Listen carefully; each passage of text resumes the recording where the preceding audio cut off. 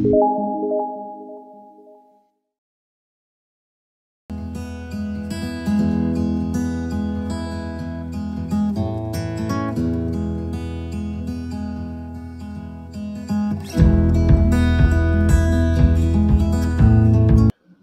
come back to the topic. This is your new exercise 2.2. Whatever I have taught you right now, we will use that knowledge now. Can you read question number 1 clearly? Find the zeros of the quadratic polynomial. You remember what I told you about zeros? We need to find out the value of alpha and beta. And then we will be verifying the relationship between the zeros and coefficient. Let me do 1 or 2 sums for you. For example, let us take easy ones. First, 4s square minus 4s plus 1. So, exercise number 2.2. Question number 1. Sum number 2. Your P of s is equal to 4s square minus 4s plus 1. Have you noticed I have written P of s? That means polynomial with variable s. This time I have not written x. Now, we need to find out the zeros of this polynomial. So what we will do? Let us take P of s is equal to 0.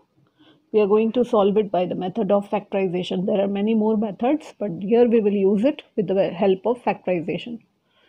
So 4s square minus 4s plus 1 is 0. I hope everyone knows factorization. You have learned in primary classes. 4 ones are 4. The factors of 4 to get the middle term. It is 2 twos are. So I can split it as 4s square minus 2s plus 1 is equal to 0. Right? So again we will make pair of two terms. 2s common. 2s minus 1 common. 2s minus 1. Kindly do all those who are not familiar with this, please, those who are doing mistake, check this. Whenever you take minus sign common, the next sign will be changed. So we have a common factor 2s minus 1 and the second factor is 2s minus 1 again. So you will get 2s minus 1 is 0, that means s is 1 upon 2. And same way here also 2s minus 1 is 0, so s is 1 upon 2. So this is your alpha and this is your beta. We got two zeros, alpha and beta. Can you see that? Now we are going to relate it. We need to find out the relationship. If you remember, I had told you alpha plus beta is equal to minus b upon a. So what shall we do here? This was our polynomial.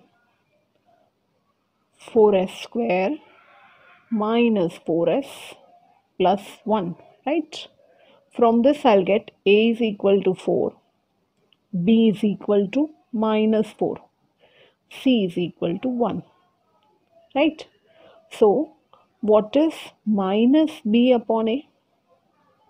I told you alpha plus beta is minus b upon a. So minus b upon a will be minus into minus 4 upon 4, which is equal to minus minus cancel and 4 by 4 will be equal to 1. Let us also find out in the same way what is alpha plus beta. Alpha was 1 upon 2 if you remember, and beta 2 was 1 upon 2. So half plus half will become 1. Can you see these two answers are matching? This shows that alpha plus beta is equal to minus b upon a. So we have proved the first one. Same way, let us see now what is c upon a. So your c was 1. So 1 upon a means 4. Let us check what is alpha beta. Alpha was what? 1 upon 2 into beta also was 1 upon 2.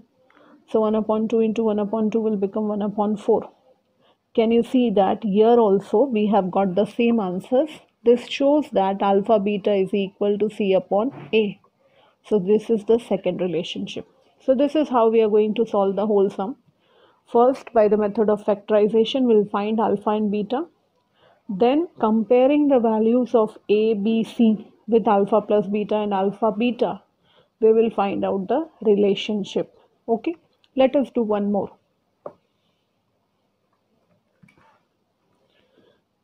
P of x is equal to 6x square minus 3 minus 7x. Can you see that here we need to rearrange the terms? So this will become 6x square minus 7x minus 3. We have to follow the descending order of the degree of the polynomial. So you can see the power of x is 2 over here, then 1 and then 0. Now we will multiply 6 3s are 18, minus 18 in fact, as it contains a minus sign. We need to find out the factors of minus 18 to bring the sum as minus 7. So this will be done in this way. Again, let P of x is equal to 0. So 6x square minus 7x minus 3 is 0. Factorization 9 to the minus 9x plus 2x minus 3 is 0. Taking 2 terms, 3x common over here. 2x minus 3 plus 1, 2x minus 3. And so we get 2x minus 3 into 3x plus 1. And so the factors are, the first one is 2x minus 3, so it will become, negative will become positive, x is 3 upon 2. And here x is equal to minus 1 upon 3.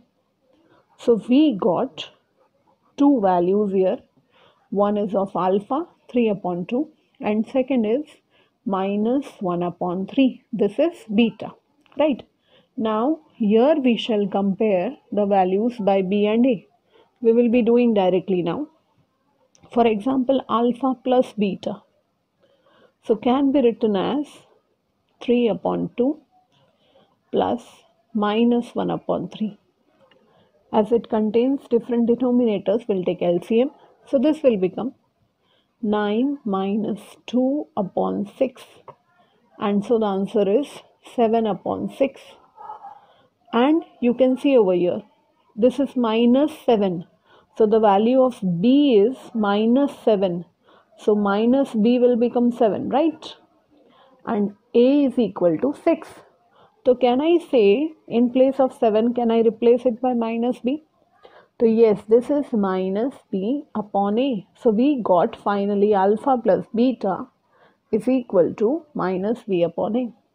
And in the similar way, the second result, alpha beta, which is equal to 3 upon 2 into minus 1 upon 3. So here we need to multiply them. So it will be 3 cancelled. The answer is minus 1 upon 2. Okay, so actually alpha beta we have already learned that alpha beta should come c upon a. So let us check what was c, minus 3, and what was a, 6. So what is minus 3 upon 6? So minus 3 upon 6 will be same as minus 1 upon 2. So can I say it is equal to c upon a? Yes. So here also we have proved. So let us come to main question number 2. Now before coming to main question number 2, we will learn something extra. Now you have already learned for a polynomial p of x. This example I had taken earlier also, if you remember. 3x square plus 5x plus 2. And if I want to get zeros, it will be 3x square plus 3x plus 2x plus 2. And so we will be getting factors 3x plus 2 and x plus 1. I have done it directly over here. X is equal to minus 2 by 3 and x is equal to minus 1. Now I want to multiply this polynomial by 3. Let us multiply it by 3. So we will get a new polynomial p of x is whole polynomial. If we multiply by 3, we'll get 9x square plus 15x plus 6, right? If you want, you can also multiply it by 2, 4, any number. Now we will multiply and find out the factors of 9, 6 are, right? So 54, we need to find out the factors. It is 9 plus 6 itself. So we will get 9x square plus 9x plus 6x plus 6 is equal to 0. Here we will take the common terms, 3x common, so 9x common, sorry, so it will be x plus 1, and here 6 common, it will be again x plus 1, and so we'll get 9x plus 6 and x plus 1.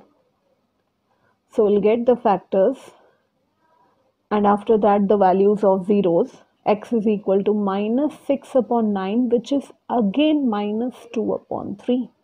Am I right? 3 2s are and 3 3s are. And this one will be x is equal to minus 1. So have you noticed, children, that both the polynomials have exactly the same zeros? So what I'm trying to explain you, whether the polynomial is this one or it is multiplied by any constant number, the values of the zeros will not change. So let us now start with question number 2. It has been given, find a polynomial with the given numbers as sum. So I'll make you read the question again. Find a quadratic polynomial each with the given numbers as sum and product of its 0. That means the first number is the sum and the second number is the product, right? So let us take the first example itself. Alpha plus beta is sum of the 0, that is 1 upon 4. And alpha beta is minus 1. So most of the students are writing in this p of x is equal to x square minus alpha plus beta into x. This is the standard form, plus alpha plus into beta. But actually what I told you is, if I multiply the whole polynomial by constant k, the values of zeros will not change. So whether you write this polynomial alone or if you multiply it by a constant number, the answers will be same. And so it will be k into x square minus, what was the value of alpha plus beta? 1 upon 4x plus 1. If you want, you can take LCM. K into 4x square minus 1x plus 1 whole upon 4. If you want, you can take 4 common. So k upon 4 into 4x square minus, sorry, this was 4, minus 1x plus 4, right? So we will now put a new constant in place of k upon 4. So this will be k dash into 4x square minus 1x plus 4. So this is the way how we can find out the required polynomial. The question was to find out the quadratic polynomial. So why we are writing this k? Any polynomial of this type multiplied by any constant will have the same kind of sum of the zeros and the product of the zeros. If you want, we'll take one more, third number. Alpha plus beta is 0 and alpha beta is root 5. Now you're going to help me out. Come on in this. P of x will be equal to, yes, k into x square minus alpha plus beta into x plus alpha beta. In place of alpha plus beta, I'll write 0, and in place of alpha beta, I'll write 5, root 5. So it will be k into x square minus 0x plus root 5. 0 multiplied by anything is 0. So we'll get k into x square plus root 5. That minus was for 0x. So it is plus root 5. So this is the answer, right? So this is the required polynomial having sum of the zeros to be 0 and alpha beta means the product of zeros to be root 5. Okay. So we have already completed exercise number 2.2. Rest of the topic we will be learning afterwards. Thank you.